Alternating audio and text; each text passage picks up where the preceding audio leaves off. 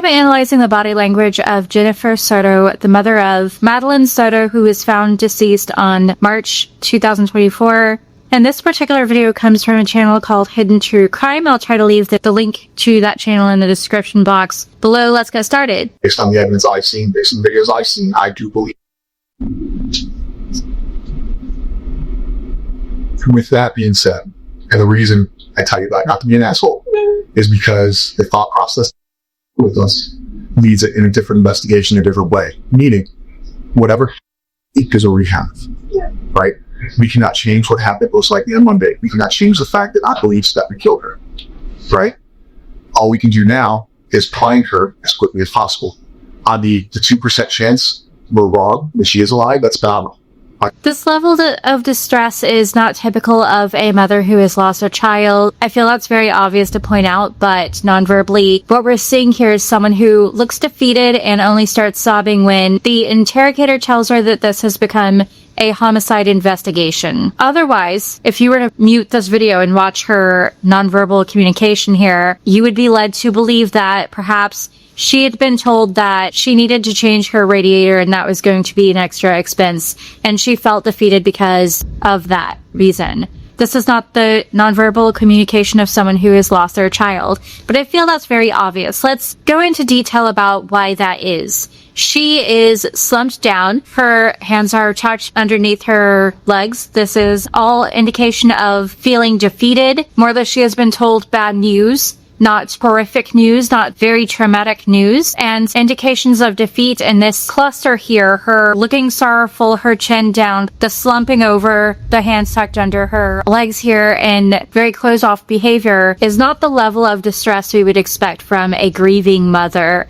from someone who has lost her child. Now, it's possible that depression from losing a child can lead a mother to behave this way, but what we're seeing are all indications of defeat more than sorrow. And the sorrow comes after the interrogator states that this is a homicide investigation, which does not right off the bat mean that she is responsible in any manner. The fact that it becomes a homicide investigation can be defeating, sorrowful news for a mother, and for someone who is depressed, they may not behave the way that we would expect them to behave. So all of those are possibilities, but we would very much expect to see a mother more in distress, more willing to cooperate and be part of the investigation, someone who is deeply grieving and looks more exhausted than defeated about the situation. That's the best thing that can happen.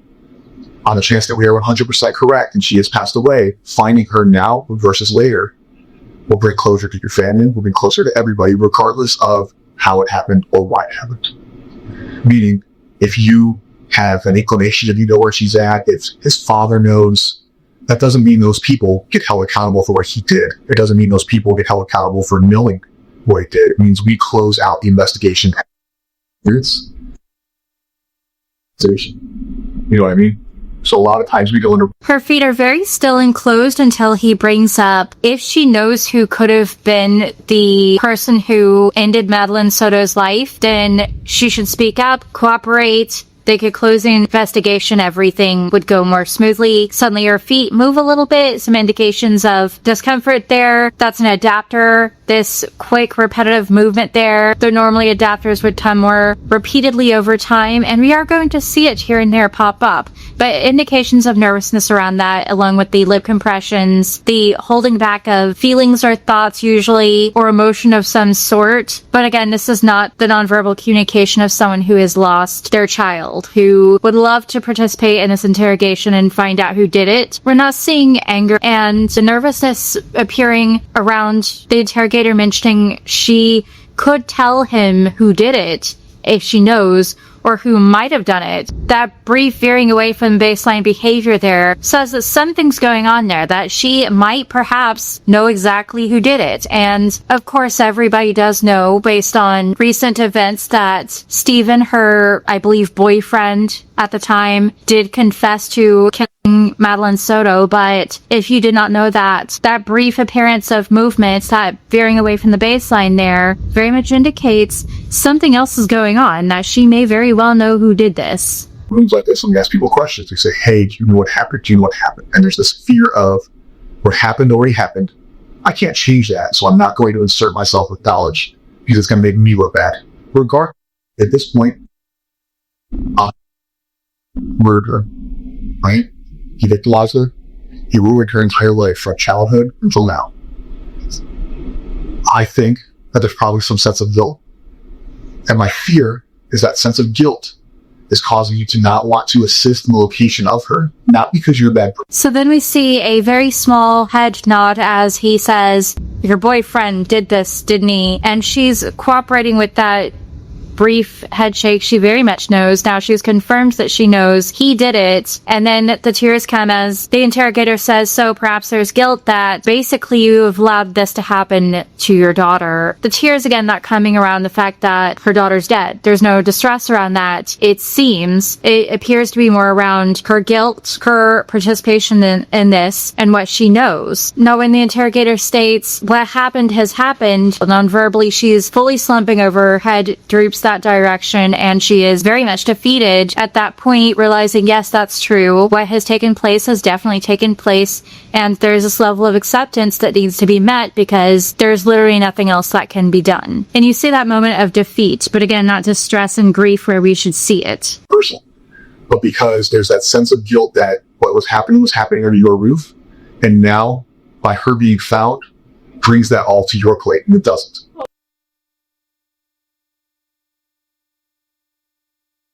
Oh no, if I knew anything, I would so tell you I love him. She said, you guys tell me your suspicions, but I'm not going to believe it until I have her body.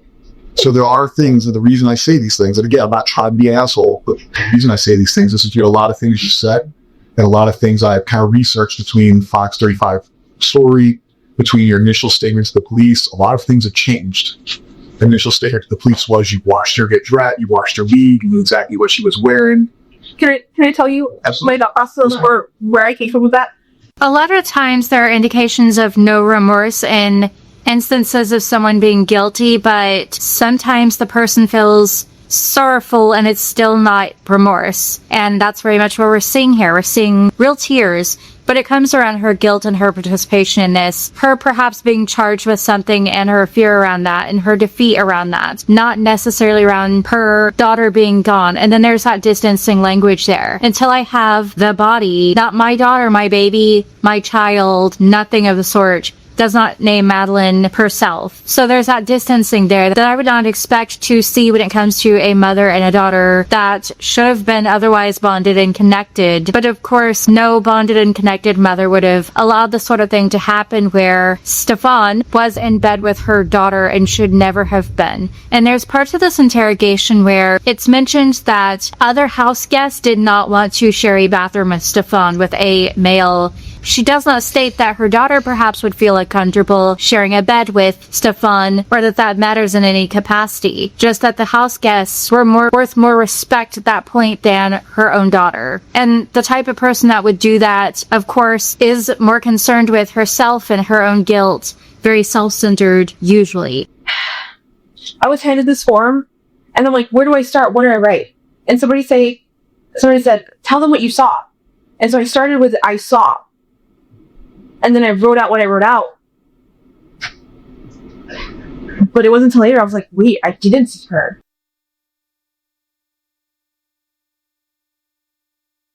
I assumed that I saw her. I assumed that I heard her. But I didn't.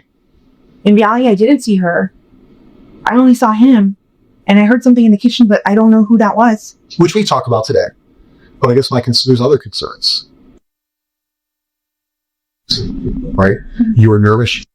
The police have showed you their hand. Now we no longer see the defeated, slumped over behavior that we saw earlier. We see her upright, chin up. She's making sure that what she's saying really lands with this interrogator. She's more focused on the reaction and behaviors of the interrogator than on the truth of her story. Then when she says, I might have seen someone in the kitchen, but I don't know who that is, there's an asymmetrical shoulder shrug. It's not natural. Normally, if we confidently are uncertain of something, all of our futures up lived in uncertainty. I don't know. I have nothing to offer you, basically. But we're not seeing that there. We're seeing an asymmetrical shoulder shrug, and she even put some distance between herself and this interrogator briefly for a moment there. It's very closed off behavior, very defensive, not uncertain.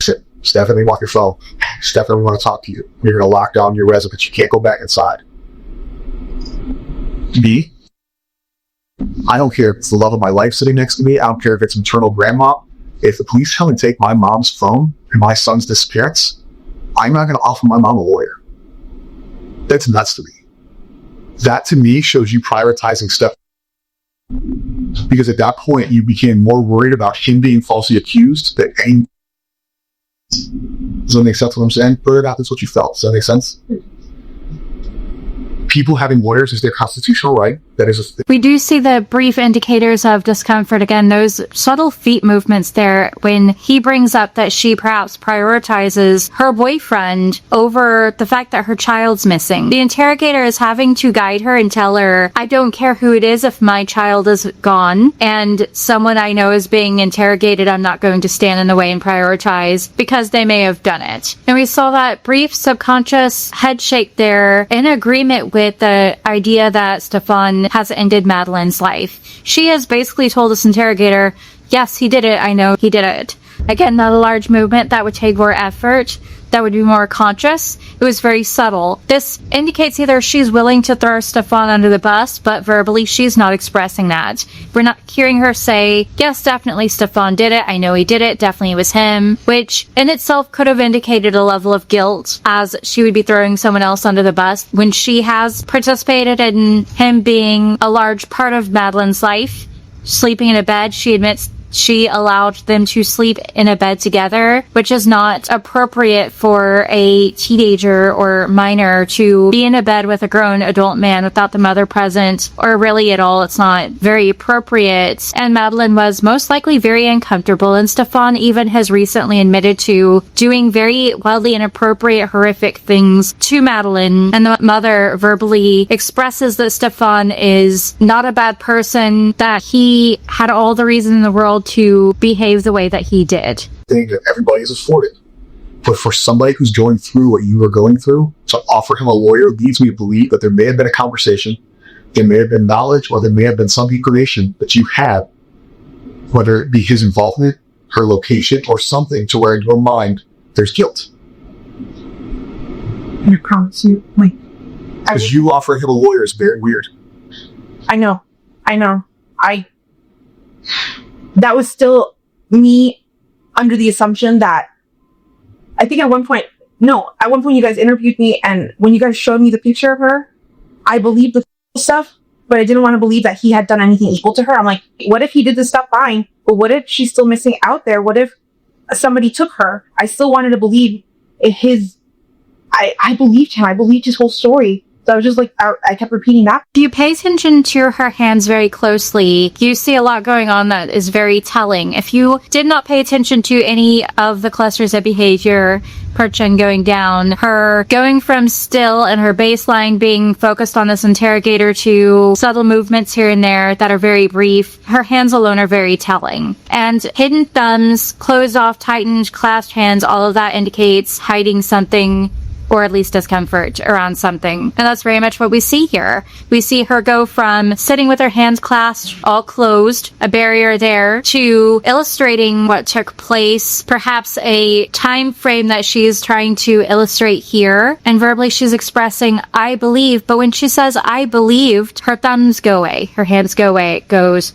over here. She's hiding and closing off, and she even situates herself where she pushes herself back and puts that distance between herself and this interrogator. All behaviors of someone who knows more, is guilty, very much does not believe or did not believe that Stefan was innocent. And the interrogator is saying, it's bizarre that you offered this person a lawyer when you know or you don't know that he did it. You're not sure. And she's saying, well, I believed he didn't do it. but then everything closes off and her hands are going away and closed off, her thumbs disappear. She's very much hiding something there. Again, if we didn't know based on recent trials and events that have taken place that he was guilty, non-verbally she has expressed that multiple times in this very interrogation. With the subtle head shake, the nervousness around the interrogator bringing up that perhaps she knows something more than what she's saying, and her feet briefly move there. And then this where her thumbs go away when she says, I believed he wasn't guilty.